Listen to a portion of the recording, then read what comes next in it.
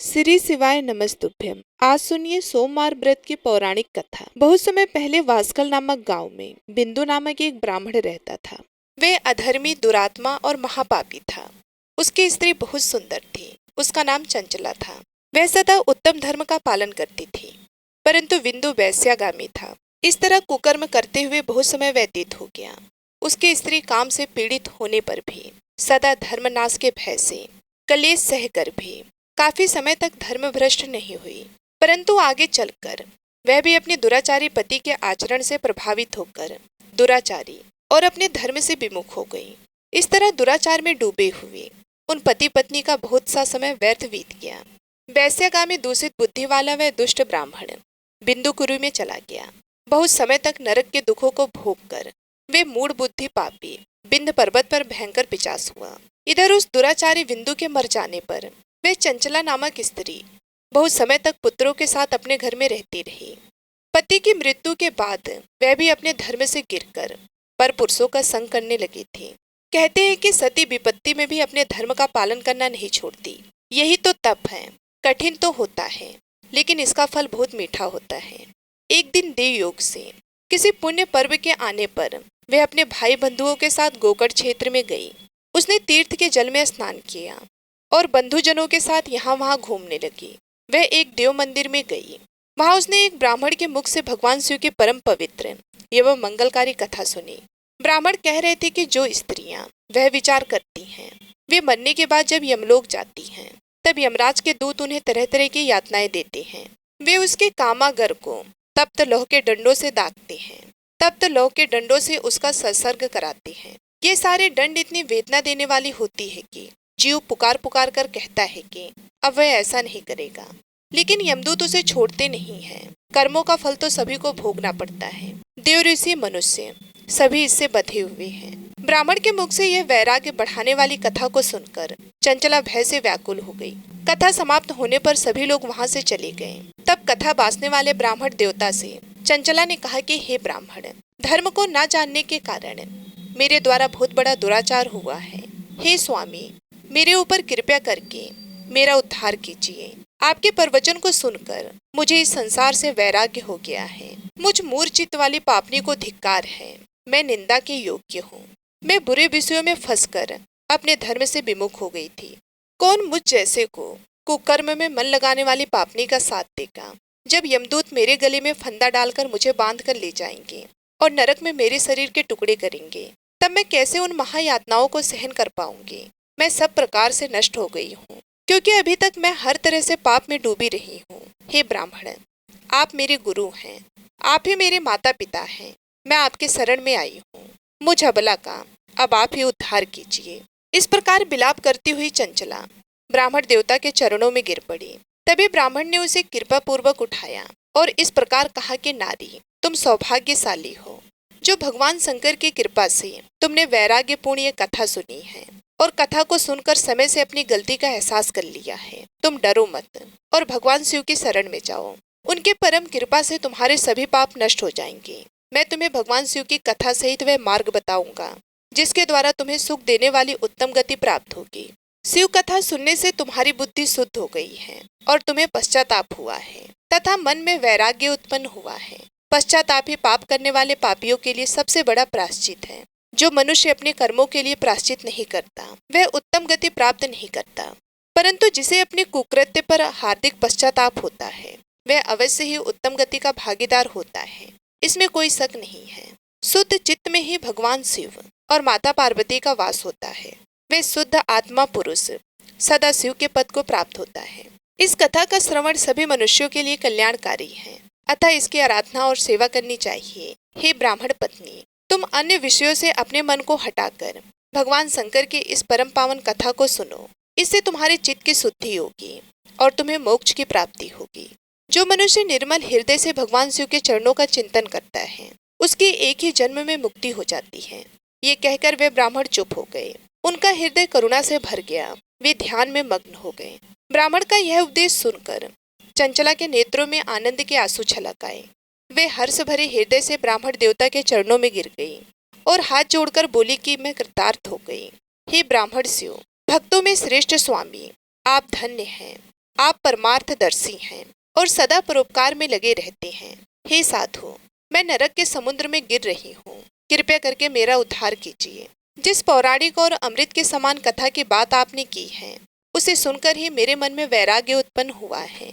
उस अमृतमय कथा को सुनने के लिए मेरे मन में बड़ी श्रद्धा हो रही है। कृपया आप मुझे उसे सुनाइए। कथा सुनने की इच्छा मन में लिए हुए चंचला उन ब्राह्मण देवता की सेवा में वहीं रहने लगी। उस गोकर्ण नामक महाक्षेत्र में उन ब्राह्मण देवता के मुख से चंचला भगवान शिव के भक्ति, ज्ञान और वैराग्य बढ़ाने वाली और मुक्ति देने वाली परम उत्तम कथा को सुनकर कृतार्थ हुई। उसका चित्त शुद्ध हो गया। वे अपने हृदय में शिव के सगुण रूप का चिंतन करने लगे। वे सदैव शिव सच्चिदानंदमय स्वरूप का स्मरण करती थी। इसके बाद वह अपना समय पूर्ण होने पर चंचला ने बिना किसी कष्ट के अपना शरीर त्याग दिया। उसे लेने के लिए एक दिव्य विमान वहां पहुंचा। यह विमान शोभा साधनों से सजा था और शिवगढ़ों से सुशोभित था। चंचला विमान से शिवपुरी पहुंची। उसके सारे पाप धुल गए। वह दिव्य रूप धारणी दिव्यांगना हो गई थी। वे गौरांग देवी मस्तक पर अर्धचंद्र का मुकुट और अन्य दिव्य आभूषण पहने शिवपुरी में पहुंची। वहां उसने सनातन देवता त्रिनेत्रधारी महादेव शिव को देखा। सभी देवता उनकी सेवा में भक्ति भाव से उपस्थित थे। उनके अंग की कांति करोड़ों सूर्य के समान प्रकाशित हो रही थी। 5 मुख और हर मुख में 3-3 नेत्र थे। मस्तक पर अर्धचंद्र आकार मुकुट शोभायमान हो रहा था। कंठ में नील चिन्ह। उनके साथ में देवी गौरी विराजमान थी, जो विधि युक्त पुंज के समान प्रकाशित हो रही थी। महादेव जी की कांति कपूर के समान गौर थी। उनके शरीर पर श्वेत वस्त्र थे तथा शरीर श्वेत भस्म से युक्त था। इस प्रकार भगवान शिव के परम उज्जवल रूप के दर्शन कर चंचला बहुत प्रसन्न हुई। उसने भगवान को बारंबार प्रणाम किया और हाथ जोड़कर प्रेम, आनंद और संतोष से युक्त होकर विनीत भाव से खड़ी हो गई। उसके नेत्रों से आनंद के आंसुओं की धारा बहने लगी। भगवान शंकर और भगवती गौरी उमा ने करुणा के साथ सौम्य दृष्टि से देखकर चंचला को अपने पास बुलाया। उमा ने उसे प्रेम पूर्वक अपनी सखी बना लिया। चंचला सुख पूर्वक भगवान शिव के धाम में उमा देवी की सखी के रूप में निवास करने लगी। एक दिन चंचला आनंद में मग्न उमा देवी के पास गई और दोनों हाथ जोड़कर उनकी इस स्तुति को करने लगी। हे गिरिराज नंदिनी, हे अस्कंद माता, हे उमा माता, आप सभी मनुष्यों एवं देवताओं द्वारा पूजित तथा समस्त सुखों को देने वाली हैं। आप शंभु प्रिया हैं। आप ही सगुणा और निगुणा हैं। हे सच्चिदानंद स्वरूपा, आप ही प्रकृति की पोशाक है। हे माता, आप ही संसार के सृष्टि, पालन और संहार करने वाली हैं। इस प्रकार सद्गति प्राप्त चंचला देवी की स्तुति कर शांत हो गई। उसकी आंखों में प्रेम के आंसू उमड़ आए। तब शंकर प्रिय भक्त वत्सला उमा देवी ने बड़ी प्रेम से चंचला को चुप कराते हुए कहा कि सखी चंचला, मैं तुम्हारी इस स्तुति से प्रसन्न हूँ। बोलो, क्या वर मांगती हो? तब चंचला बोली कि हे गिरिराज कुमारी, मेरे पति बिंदु इस समय कहाँ हैं?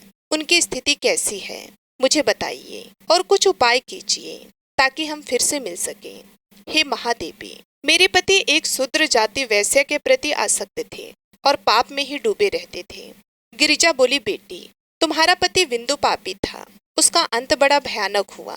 वैश्य का उपभोग करने के कारण वे मूर्ख नरक में अनेक वर्षों तक अनेक प्रकार के दुख भोग कर अब शेष पाप को भोगने के लिए विंध्य पर्वत पर पिशाच की योनि में रह रहा है और वे दुष्ट वहीं वायु पीकर रहता है और सभी प्रकार के कष्ट सहता है।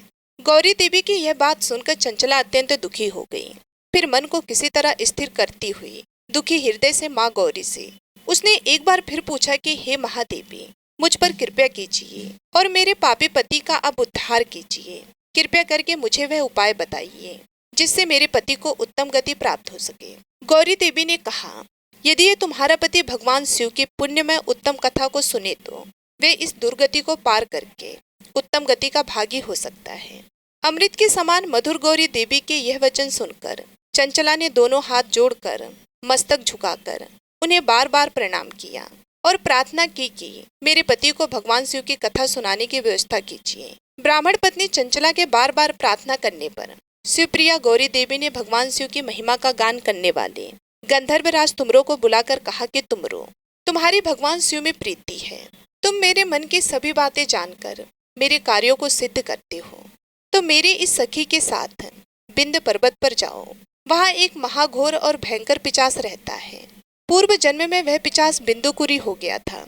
वे स्नान, संध्या आदि नित्य कर्म छोड़कर अपवित्र रहने लगा। क्रोध के कारण उसकी बुद्धि भ्रष्ट हो गई थी। दुर्जनों से उसकी मित्रता तथा सज्जनों से द्वेष बढ़ गया था। वे अस्त्र शस्त्र से हिंसा करता, लोगों को सताता और उनके घरों में आग लगा देता था। चंडाल से दोस्ती करता और वे रोज वेश्या के पास जाता था। पत्नी को त्याग कर दुष्ट लोगों से दोस्ती कर उन्हीं के संपर्क में रहता था। वह मृत्यु तक दुराचार में फंसा रहा। मृत्यु के बाद उसे पापियों के भोग स्थान यमपुरी में ले गए। वहां घोर नरकों को सहकर वे इस समय वह विंध्य पर्वत पर पिशाच बनकर रह रहा है और अपने पापों का फल भोग रहा है। तुम उसके सामने परम पुण्यमयी, पापों का नाश करने वाली भगवान शिव की दिव्य कथा का प्रवचन करो। इस कथा के सुनने से उसका हृदय सभी पापों से मुक्त होकर शुद्ध हो जाएगा और वे प्रेत योनि से मुक्त हो जाएगा। दुर्गति मुक्त होने पर उस बिंदुकुरी की सराहना करते हुए चंचला को साथ लेकर विमान से पिशाच के निवास स्थान पर विंध्य पर्वत पर गया। वहां पहुंचकर उसने विशाल आकृति वाले पिशाच को देखा। उसका शरीर विशाल था, उसकी ठोड़ी बड़ी थी। वे कभी हंसता, कभी रोता, कभी उछलता था। महाबली तुमरों ने बिंदुकुरी के लिए मंडप की रचना की। शीघ्र ही इस बात का पता लोगों को चल गया कि एक पिशाच के उद्धार हेतु देवी पार्वती की आज्ञा से तुमरो भगवान शिव की कथा सुनाने विंध्य पर्वत पर आया है। उस कथा को सुनने के लोभ से बहुत से देव ऋषि वहां पहुंच गए। सभी को आदर पूर्वक स्थान दिया गया। पिशाच बिंदु को पासों में बांधकर आसन पर बिठाया गया और तब तुमरों ने परम भगवान शिव की अमृत कथा का गान शुरू किया, जिससे सभी श्रोता कृतार्थ हो गए। परम पुण्यमय कथा को सुनकर पिशाच सभी पापों से मुक्त हो गया और उसने पिशाच शरीर का त्याग कर दिया। शीघ्र ही उसका रूप दिव्य हो गया। उसका शरीर गौण वर्ण का हो गया। शरीर पर श्वेत वस्त्र एवं पुष्पों के आभूषण आ गए। इस प्रकार दिव्य देहधारी होकर बिंदु अपनी पत्नी चंचला के साथ स्वयं भी भगवान शिव का गुणगान करने लगा। उसे दिव्य रूप में देखकर सभी को बहुत आश्चर्य हुआ। उसका मन परम आनंद से परिपूर्ण हो गया। सभी भगवान महेश्वर के अद्भुत चरित्र को सुनकर कृतार्थ होकर उनका यशोगान करते हुए अपने अपने धाम को चले गए। बिंदु अपनी पत्नी चंचला के साथ विमान में बैठकर शिवपुरी की ओर चल दिया। महेश्वर के गुणों का गान करता हुआ बिंदु अपनी पत्नी चंचला और तुमरों के साथ शीघ्र ही शिव धाम पहुंच गया। भगवान शिव देवी पार्वती ने उसे अपना पार्षद बना लिया। दोनों पति पत्नी सुखपूर्वक भगवान महेश्वर एवं देवी गौरी के श्री चरणों में अविचल निवास पाकर धन्य हो गए। बोलिए उमा महेश्वर भगवान की जय। अब सुनिए भगवान शंकर की दूसरी कथा। एक नौजवान साहूकार था, जिसके घर किसी प्रकार की कोई कमी नहीं थी, परंतु उसको एक दुख था। उसका कोई पुत्र नहीं था। वे इसी चिंता में दिन और रात रहता था और वे पुत्र की कामना से हर सोमवार को शिव जी का व्रत और पूजन किया करता था। सायकाल को मंदिर में जाकर शिव जी का दीपक जलाता था। उसके भक्ति भाव को देखकर एक समय श्री श्री पार्वती जी ने भगवान शिव जी महाराज जी से कहा कि वे साहूकार आपका अनंत भक्त हैं और सदैव आपका व्रत और पूजन बड़ी श्रद्धा से करता है। इसकी मनोकामना आप पूर्ण कीजिए। तब भगवान शिव ने कहा कि हे पार्वती, यह संसार कर्म क्षेत्र है। जैसा किसान खेत में बीज बोता है, वैसा ही फल काटता है। उसी तरह से इस संसार में जैसा कर्म करते हैं, वैसा ही फल मिलता है। तब माता पार्वती ने अत्यंत आग्रह से कहा कि महाराज, जब यह आपका भक्त है और इसे किसी प्रकार का दुख है, तो उसको आपको अवश्य ही दूर करना चाहिए, क्योंकि आप सदैव अपने भक्तों पर दयालु हैं और उनके दुखों को दूर करते हैं। और यदि आप ऐसा नहीं करेंगे तो मनुष्य आपकी सेवा व्रत क्यों करेंगे। माता पार्वती जी के आग्रह को देखकर भगवान भोलेनाथ कहने लगे कि हे पार्वती, इसके कोई पुत्र नहीं है, इसी चिंता से यह दुखी रहता है। इसके भाग्य में पुत्र न होने पर भी इसके पुत्र की प्राप्ति का मैं वर देता हूँ, परंतु वह पुत्र केवल 12 वर्ष तक जीवित रहेगा। इसके पश्चात वह मृत्यु को प्राप्त हो जाएगा। इससे अधिक मैं और कुछ इसके लिए नहीं कर सकता हूँ। यह सब बातें वह साहूकार सुन रहा था। इससे उसको ना तो कुछ प्रसन्नता हुई और ना ही उसे कुछ कष्ट हुआ। वह पहले जैसे ही भगवान शिव का व्रत और पूजन करता रहा। कुछ समय व्यतीत हो जाने पर साहूकार की स्त्री गर्भवती हुई और उसे 10वें महीने में गर्भ से अति सुंदर पुत्र की प्राप्ति हुई। साहूकार के घर में बहुत खुशियां मनाई गईं, परंतु साहूकार ने उसकी केवल 12 वर्ष की आयु जानकर कोई अधिक प्रसन्नता प्रकट नहीं की और न ही किसी को यह भेद बताया। जब वह 11 वर्ष का हो गया तो उस बालक की माता ने उसके पिता से विवाह आदि के लिए कहा, परंतु साहूकार कहने लगा, मैं भी इसका विवाह नहीं करूंगा। और पढ़ने के लिए इसे भेजूंगा। फिर साहूकार ने अपने साले अर्थात उस बालक के मामा को बुलाकर उसको बहुत सा धन देकर कहा, तुम इस बालक को काशी में पढ़ने के लिए ले जाओ और रास्ते में जिस भी स्थान पर जाओ वहाँ यज्ञ करना और ब्राह्मणों को भोजन कराते जाना। वे दोनों मामा और भांजे सब जगह यज्ञ करते और ब्राह्मणों को भोजन कराते जा रहे थे। रास्ते में उनको एक शहर मिला। उस शहर के राजा की कन्या का विवाह था और दूसरे राजा का लड़का जो विवाह कराने के लिए बारात लेकर आया था वह एक आंख से काना था। उसके पिता को इस बात की बड़ी चिंता थी कि कहीं वर को देखकर कन्या के माता पिता विवाह में किसी प्रकार की अड़चन पैदा ना करते। इस कारण जब उसने अति सुंदर सेठ के लड़के को देखा तो उसने मन में विचार किया कि क्यों ना दरवाजे के समय इस लड़के से वर का काम चलाया जाए। ऐसा विचार करके वर के पिता ने उस लड़के और मामा से बात की तो वे दोनों राजी हो गए। फिर उस लड़के को वर के कपड़े पहनाकर और घोड़े पर चढ़ाकर दरवाजे पर ले गए और बड़ी सुंदरता से सब कार्य संपन्न हो गए। वर के पिता ने सोचा, यदि विवाह कार्य भी इसी लड़के से करा दिया जाए तो इसमें क्या बुराई है। ऐसा विचार करके लड़का और उसके मामा से कहा, यदि आप फेरों और कन्यादान का काम भी करा दे तो आपकी बड़ी कृपा होगी और हम इसके बदले बहुत सा धन देंगे। उन्होंने भी स्वीकार कर लिया और विवाह कार्य भी बहुत कुछ अच्छी तरह से हो गया। परंतु जिस समय लड़का जाने लगा तो उसने राजकुमारी की चुन्नी के पल्ले पर लिख दिया कि तेरा विवाह मेरे साथ हुआ है, परंतु जिस राजकुमार के साथ तुमको भेजेंगे वह एक आंख से काना है। मैं तो काशी जी पढ़ने जा रहा हूँ। उस राजकुमारी ने जब अपनी चुन्नी पर ऐसा लिखा हुआ देखा तो उसने राजकुमार के साथ जाने से मना कर दिया और कहा कि यह मेरा पति नहीं है, मेरा विवाह इसके साथ नहीं हुआ है, वह तो काशी जी पढ़ने गया है। राजकुमारी के माता पिता ने अपनी कन्या को विदा नहीं किया और बारात वापस चली गई। इधर वे सेठ का लड़का और उसका मामा काशी जी पहुंच गए। वहां जाकर उन्होंने यज्ञ करना और लड़के ने पढ़ना शुरू कर दिया। जब लड़के की आयु 12 साल की हो गई तब एक दिन उन्होंने यज्ञ रच रखा था कि लड़के ने अपने मामा से कहा कि आज तो मेरी तबीयत ठीक नहीं है। मामा ने कहा अंदर जाकर सो जाओ। जब लड़का अंदर जाकर सो गया और थोड़ी देर में उसके प्राण निकल गए। जब उसके मामा ने आकर देखा तो वह तो मुर्दा पड़ा है, तो उनको बहुत दुख हुआ और उन्होंने सोचा कि मैं अभी यदि रोना पीटना मचा दूंगा तो यज्ञ का कार्य अधूरा रह जाएगा।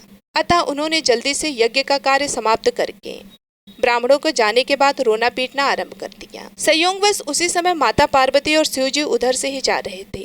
पार्वती जी कहने लगी कि हे महादेव, कोई दुखियारा रो रहा है, इसके कष्टों को आप ही दूर करो। तब भगवान शिव बोले, इसकी आयु इतनी ही थी, सो ये भोग चुका है। माता पार्वती ने कहा कि महाराज कृपया करके इस बालक को और आयु दे दो, नहीं तो इसके माता पिता तड़प तड़प कर मर जाएंगे। पार्वती जी के इस प्रकार बार बार आग्रह करने पर भगवान शिव ने उसे जीवित होने का वरदान दे दिया और शिव की कृपा से लड़का जीवित हो गया। शिव जी और माता पार्वती जी कैलाश पर्वत पर चले गए। तब इस प्रकार यज्ञ करते हुए लड़का और उसके मामा अपने घर की ओर चल पड़े। रास्ते में उसी शहर में गए जहाँ उसका विवाह हुआ था और वहीं पर आकर यज्ञ किया तो लड़के के ससुर ने उसे पहचान लिया और अपने महल में ले जाकर बहुत धूमधाम के साथ दास दासियों सहित आदर पूर्वक लड़की और जमाई को विदा किया। जब वह अपने शहर के निकट आए तो मामा ने कहा, मैं पहले तुम्हारे घर जाकर सबको खबर करके आता हूँ। उस समय लड़के के माता पिता अपने घर की छत पर बैठे हुए थे और उन्होंने यह प्रण कर रखा था कि यदि हमारा पुत्र सकुशल घर आएगा तो राजी खुशी नीचे उतर कर आ जाएंगे, नहीं तो छत से गिरकर अपने प्राण खो देंगे। इतने में उस लड़के के मामा ने जाकर यह समाचार दिया कि आपका पुत्र आ गया है, परंतु उनको विश्वास नहीं हुआ। तब उसके मामा ने शपथ पूर्वक कहा कि आपका पुत्र अपनी स्त्री के साथ बहुत सारा धन लेकर आया है। तो सेठ ने आनंद के साथ उसका स्वागत किया और बड़ी प्रसन्नता से रहने लगे। इस प्रकार जो भी व्यक्ति सोमवार का व्रत करता है अथवा इस कथा को पढ़ता है या सुनता है, भगवान भोलेनाथ उसके सभी दुखों को दूर करके उसकी समस्त मनोकामनाओं को पूर्ण करते हैं। बड़ी ही श्रद्धा और भक्ति के साथ अब आप सुनिए सोमवार की दूसरी कथा। एक बार की बात है, माता पार्वती शिव जी को पति के रूप में प्राप्त करने के लिए घोर तप कर रही थी। उनके तप को देखकर देवताओं ने शिव जी से देवी की मनोकामनाओं को पूर्ण करने की प्रार्थना की। शिव जी ने पार्वती जी की परीक्षा लेने के लिए सप्त ऋषियों को भेजा। सप्त ऋषियों ने शिव जी के सैकड़ों अवगुण गिनाए, पर पार्वती जी को महादेव जी के अलावा किसी और से विवाह मंजूर नहीं था। तब शंकर जी ने स्वयं पार्वती जी की परीक्षा लेने की ठानी तब भगवान शंकर स्वयं प्रकट हुए और पार्वती जी को वरदान देकर अंतर ध्यान हुए। इतने में पार्वती माता जहाँ पर तप कर रही थी, वहीं पास में तालाब में मगरमच्छ ने एक लड़के को पकड़ लिया। लड़का जान बचाने के लिए चिल्लाने लगा। तब पार्वती जी से उस बच्चे की चीख सुनी नहीं गई। द्रवित होकर वे तालाब पर पहुंची। वहां देखा कि मगरमच्छ लड़के को तालाब के अंदर खींच करके ले जा रहा था। लड़के ने देवी को देखकर कहा कि मेरी माता और पिता और भाई बंधु कोई नहीं है, आप मेरी रक्षा करें। तो पार्वती जी ने कहा कि मगरमच्छ, इस लड़के को छोड़ दो। मगरमच्छ बोला, दिन के छठे पहर में जो मुझे मिलता है मैं उसे अपना आहार समझकर स्वीकार कर लेता हूँ, यह मेरा नियम है। ब्रह्मदेव ने दिन के छठे पहर में इस लड़के को मेरे लिए भेजा है, तो मैं इसे क्यों छोड़ूं? पार्वती जी ने विनती की कि तुम इसे छोड़ दो, बदले में तुम्हें जो चाहिए वह मुझसे कहो। तो मगरमच्छ बोला कि एक शर्त पर मैं इसे छोड़ूंगा। आपने तप करके महादेव जी से जो वरदान लिया है, यदि उस तप का फल मुझे दे दो तो मैं इसे छोड़ दूंगा। पार्वती जी तुरंत तैयार हो गई। उन्होंने कहा, मैं अपने तप का फल तुम्हें देने को तैयार हूँ, लेकिन तुम इस बालक को छोड़ दो। मगरमच्छ ने समझाया, सोच लो देवी, जोश में आकर संकल्प मत करो। हजारों वर्षों तक जैसा तप किया है वैसा देवताओं के लिए भी संभव नहीं है। उसका सारा फल इस बालक के प्राणों के बदले चला जाएगा। पार्वती जी ने कहा कि मेरा निश्चय पक्का है, मैं तुम्हें अपने तप का फल देती हूँ, तुम इसको जीवन दे दो। मगरमच्छ ने पार्वती जी से तप दान करने का संकल्प करवाया। तप का दान होते ही मगरमच्छ का देह तेजी से चमकने लगा और वह बोला कि हे पार्वती, यह देखो, तप के प्रभाव से मैं तेजस्वी बन गया हूँ। तुमने जीवन भर की पूंजी एक बच्चे के लिए व्यर्थ कर दी है। चाहो तो अपनी भूल सुधारने का एक मौका और दे सकता हूँ। तब पार्वती जी ने कहा कि हे ग्रह, तब तो मैं पुनः कर सकती हूँ, किंतु यदि तुम इस लड़के को निगल जाते तो इसका जीवन वापस नहीं मिल सकता था। देखते ही देखते वह लड़का अदृश्य हो गया और मगरमच्छ भी लुप्त हो गया। पार्वती जी ने विचार किया, मैंने तप तो दान कर दिया है, अब पुनः से तप आरंभ करूंगी। पार्वती जी ने फिर से तप करने का संकल्प किया। भगवान सदाशिव फिर से प्रकट होकर बोले कि हे पार्वती, भला अब तप क्यों कर रही हो? तब पार्वती जी ने कहा कि प्रभु, मैंने अपने तप का फल दान कर दिया है। आपको पति रूप में पाने के संकल्प के लिए मैं फिर से वैसा ही घोर तप करके आपको प्रसन्न करूंगी। तो महादेव जी बोले, मगरमच्छ और लड़के दोनों रूपों में मैं ही था। तुम्हारा चित्त प्राणी मात्र में अपने सुख दुख का अनुभव करता है या नहीं, इसकी परीक्षा लेने के लिए मैंने यह लीला रची थी। अनेक रूपों में दिखने वाला मैं एक ही हूँ और अनेक शरीरों से अलग निर्विकार हूँ। तुमने अपना तप मुझे ही दिया है, इसलिए अब और तप करने की कोई आवश्यकता नहीं है। देवी ने महादेव जी को प्रणाम कर प्रसन्न मन से विदा किया। प्रेम से बोलिए भगवान शंकर और माता पार्वती की जय। अब आप सुनिए तीसरी कथा। एक बार नारद जी ने भोलेनाथ जी की स्तुति करके पूछा कि प्रभु, आपको प्रसन्न करने के लिए सबसे उत्तम और सुलभ साधन क्या है? हे त्रिलोकीनाथ, आप तो निर्विकार और निष्काम हैं, आप सहज ही प्रसन्न हो जाती है। फिर भी मेरी जानने की इच्छा है कि आपको क्या प्रिय है। तब भी मेरी जानने की इच्छा है कि आपको क्या प्रिय है। तब शिव जी बोले, नारद जी, वैसे तो मुझे भक्त के भाव सबसे प्रिय हैं, फिर भी आपने पूछा है तो मैं आपको बताता हूँ। मुझे जल के साथ साथ बिल्व पत्र बहुत प्रिय हैं। जो अखंड बिल्व पत्र मुझे श्रद्धा से अर्पित करते हैं, मैं उन्हें अपने लोक में स्थान देता हूँ। नारद जी भगवान शंकर और माता पार्वती की वंदना करके अपने लोक को चले गए। उनके जाने के पश्चात पार्वती जी ने शिव जी से पूछा कि हे प्रभु, मेरी यह जानने की बड़ी तीव्र इच्छा हो रही है कि आपको बेलपत्र इतने क्यों प्रिय हैं। कृपया करके मेरी जिज्ञासा को शांत कीजिए। तब शिव जी बोले कि हे शिवे, बिल्व के पत्ते मेरी जटा के समान हैं। उसका त्रिपत्र यानी 3 पत्ते ऋग्वेद, यजुर्वेद और सामवेद हैं। शाखाएं समस्त शास्त्रों का स्वरूप है। बिल्व वृक्ष को आप पृथ्वी का कल्प वृक्ष समझें, जो ब्रह्मा विष्णु और शिव स्वरूप हैं। हे पार्वती, स्वयं महालक्ष्मी जी ने शैल पर्वत पर बिल्व वृक्ष के रूप में जन्म लिया था। इस कारण भी बेल का वृक्ष मेरे लिए अति प्रिय है। महालक्ष्मी जी ने बिल्व का रूप धरा। यह सुनकर पार्वती जी कौतूहल में पड़ गईं और पार्वती जी कौतूहल से उपजी जिज्ञासा को रोक नहीं पाई। उन्होंने पूछा, देवी लक्ष्मी ने आखिर बिल्व वृक्ष का रूप क्यों लिया? आप ये कथा विस्तार से कहें। तब भोलेनाथ ने देवी पार्वती जी को कथा सुनाना आरंभ किया और कहा कि हे देवी, सतयुग में ज्योति रूप में मेरे अंश का रामेश्वर लिंग था। ब्रह्मा आदि देवों ने उसका विधिवत पूजन अर्चन किया था। इसका परिणाम ये हुआ कि मेरे अनुग्रह से वाणी देवी सबको प्रिय हो गई। वे भगवान विष्णु को सत्यंत प्रिय हो गई। मेरे प्रभाव से भगवान केशव के मन में वाग देवी के लिए जितनी प्रीति उत्पन्न हुई वह स्वयं लक्ष्मी जी को नहीं भाई। लक्ष्मी देवी का श्री हरि के प्रति मन में कुछ दुराव पैदा हो गया। वे चिंतित और रुष्ट होकर चुपचाप परम उत्तम श्री शैल पर्वत पर चली गईं। वहां उन्होंने तप करने का निश्चय किया और उत्तम स्थान का चयन करने लगे। महालक्ष्मी ने उत्तम स्थान का निश्चय कर मेरे लिंग विग्रह की उग्र तपस्या प्रारंभ की। उनकी तपस्या कठोरतम होती जा रही थी। हे परमेश्वरी, कुछ समय के बाद महालक्ष्मी जी ने मेरे लिंग विग्रह से थोड़ी ही देर में एक वृक्ष का रूप धारण कर लिया। अपने पत्तों और पुष्प द्वारा निरंतर मेरा पूजन करने लगे। इस तरह महालक्ष्मी जी ने लाखों वर्षों तक घोर आराधना की। अंततः उन्हें मेरा अनुग्रह प्राप्त हुआ। मैं वहां प्रकट हुआ और देवी से इस घोर तप की आकांक्षा पूछकर वर देने को तैयार हुआ। महालक्ष्मी जी ने मांगा कि श्री हरि के हृदय में मेरे भाव से वाग देवी के लिए जो स्नेह हुआ है वह समाप्त हो जाए।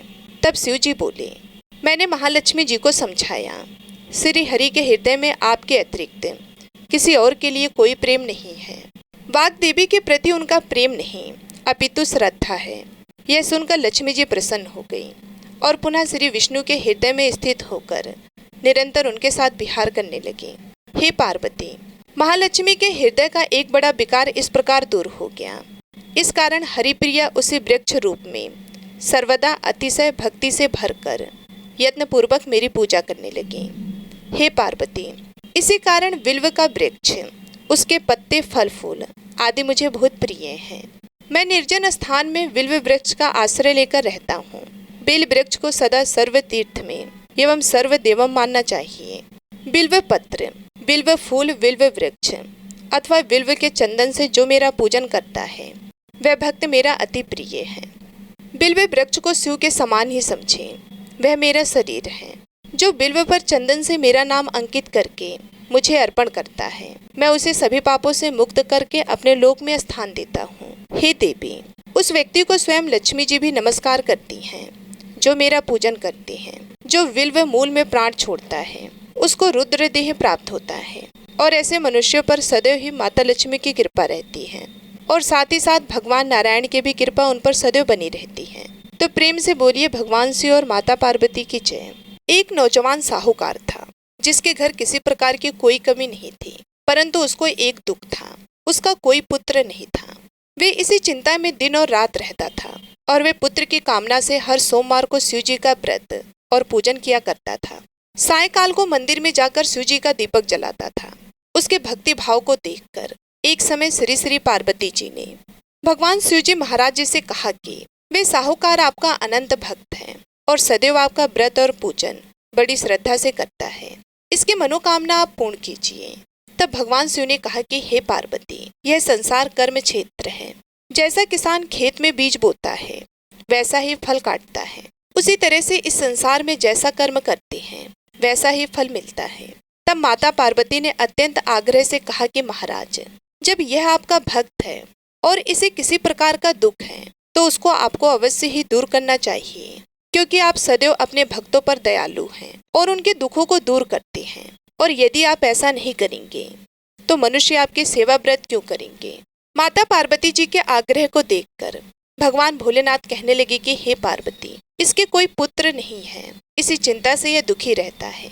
इसके भाग्य में पुत्र न होने पर भी इसके पुत्र की प्राप्ति का मैं वर देता हूँ, परंतु वह पुत्र केवल 12 वर्ष तक जीवित रहेगा।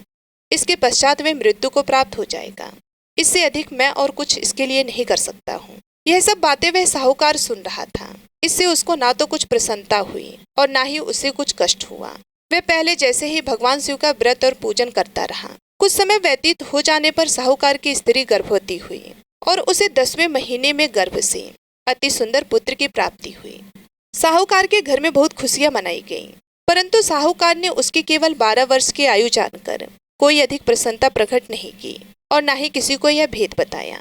जब वह 11 वर्ष का हो गया तो उस बालक की माता ने उस उसके पिता से विवाह आदि के लिए कहा, परंतु साहूकार कहने लगा, मैं अभी इसका विवाह नहीं करूंगा और पढ़ने के लिए इसे भेजूंगा। फिर साहूकार ने अपने साले अर्थात उस बालक के मामा को बुलाकर उसको बहुत सा धन देकर कहा, तुम इस बालक को काशी में पढ़ने के लिए ले जाओ और रास्ते में जिस भी स्थान पर जाओ वहाँ यज्ञ करना और ब्राह्मणों को भोजन कराते जाना। वे दोनों मामा और भांजे सब जगह यज्ञ करते और ब्राह्मणों को भोजन कराते जा रहे थे। रास्ते में उनको एक शहर मिला। उस शहर के राजा की कन्या का विवाह था और दूसरे राजा का लड़का जो विवाह कराने के लिए बारात लेकर आया था वह एक आंख से काना था। उसके पिता को इस बात की बड़ी चिंता थी कि कहीं वर को देखकर कन्या के माता पिता विवाह में किसी प्रकार की अड़चन पैदा ना करते। इस कारण जब उसने अति सुंदर सेठ के लड़के को देखा तो उसने मन में विचार किया कि क्यों ना दरवाजे के समय इस लड़के से वर का काम चलाया जाए। ऐसा विचार करके वर के पिता ने उस लड़के और मामा से बात की तो वे दोनों राजी हो गए। फिर उस लड़के को वर के कपड़े पहनाकर और घोड़ी पर चढ़ाकर दरवाजे पर ले गए और बड़ी सुंदरता से सब कार्य संपन्न हो गए। वर के पिता ने सोचा, यदि विवाह कार्य भी इसी लड़के से करा दिया जाए तो इसमें क्या बुराई है। ऐसा विचार करके लड़का और उसके मामा से कहा, यदि आप फेरों और कन्यादान का काम भी करा दे तो आपकी बड़ी कृपा होगी और हम इसके बदले बहुत सा धन देंगे। उन्होंने भी स्वीकार कर लिया और विवाह कार्य भी बहुत कुछ अच्छी तरह से हो गया। परंतु जिस समय लड़का जाने लगा तो उसने राजकुमारी की चुन्नी के पल्ले पर लिख दिया कि तेरा विवाह मेरे साथ हुआ है, परंतु जिस राजकुमार के साथ तुमको भेजेंगे वह एक आंख से काना है। मैं तो काशी जी पढ़ने जा रहा हूँ। उस राजकुमारी ने जब अपनी चुन्नी पर ऐसा लिखा हुआ देखा तो उसने राजकुमार के साथ जाने से मना कर दिया और कहा कि यह मेरा पति नहीं है, मेरा विवाह इसके साथ नहीं हुआ है, वह तो काशी जी पढ़ने गया है। राजकुमारी के माता पिता ने अपनी कन्या को विदा नहीं किया और बारात वापस चली गई। इधर वे सेठ का लड़का और उसका मामा काशी जी पहुंच गए। वहां जाकर उन्होंने यज्ञ करना और लड़के ने पढ़ना शुरू कर दिया। जब लड़के की आयु 12 साल की हो गई तब एक दिन उन्होंने यज्ञ रच रखा था कि लड़के ने अपने मामा से कहा कि आज तो मेरी तबीयत ठीक नहीं है। मामा ने कहा अंदर जाकर सो जाओ। जब लड़का अंदर जाकर सो गया और थोड़ी देर में उसके प्राण निकल गए। जब उसके मामा ने आकर देखा तो वह तो मुर्दा पड़ा है, तो उनको बहुत दुख हुआ और उन्होंने सोचा कि मैं अभी यदि रोना पीटना मचा दूंगा तो यज्ञ का कार्य अधूरा रह जाएगा। अतः उन्होंने जल्दी से यज्ञ का कार्य समाप्त करके ब्राह्मणों को जाने के बाद रोना पीटना आरंभ कर दिया। संयोगवश उसी समय माता पार्वती और शिव जी उधर से ही जा रहे थे। पार्वती जी कहने लगी कि हे महादेव, कोई दुखियारा रो रहा है, इसके कष्टों को आप ही दूर करो। तब भगवान शिव बोले, इसकी आयु इतनी ही थी, सो ये भोग चुका है। माता पार्वती ने कहा कि महाराज कृपया करके इस बालक को और आयु दे दो, नहीं तो इसके माता पिता तड़प तड़प कर मर जाएंगे। पार्वती जी के इस प्रकार बार बार आग्रह करने पर भगवान शिव ने उसे जीवित होने का वरदान दे दिया और शिव की कृपा से लड़का जीवित हो गया। शिव जी और माता पार्वती जी कैलाश पर्वत पर चले गए। तब इस प्रकार यज्ञ करते हुए लड़का और उसके मामा अपने घर की ओर चल पड़े। रास्ते में उसी शहर में गए जहाँ उसका विवाह हुआ था और वहीं पर आकर यज्ञ किया तो लड़के के ससुर ने उसे पहचान लिया और अपने महल में ले जाकर बहुत धूमधाम के साथ दास दासियों सहित आदर पूर्वक लड़की और जमाई को विदा किया। जब वह अपने शहर के निकट आए तो मामा ने कहा, मैं पहले तुम्हारे घर जाकर सबको खबर करके आता हूँ। उस समय लड़के के माता पिता अपने घर की छत पर बैठे हुए थे और उन्होंने यह प्रण कर रखा था कि यदि हमारा पुत्र सकुशल घर आएगा तो राजी खुशी नीचे उतर कर आ जाएंगे, नहीं तो छत से गिरकर अपने प्राण खो देंगे। इतने में उस लड़के के मामा ने जाकर यह समाचार दिया कि आपका पुत्र आ गया है, परंतु उनको विश्वास नहीं हुआ। तब उसके मामा ने शपथ पूर्वक कहा कि आपका पुत्र अपनी स्त्री के साथ बहुत सारा धन लेकर आया है। तो सेठ ने आनंद के साथ उसका स्वागत किया और बड़ी प्रसन्नता से रहने लगे। इस प्रकार जो भी व्यक्ति सोमवार का व्रत करता है अथवा इस कथा को पढ़ता है या सुनता है, भगवान भोलेनाथ उसके सभी दुखों को दूर करके उसकी समस्त मनोकामनाओं को पूर्ण करते हैं।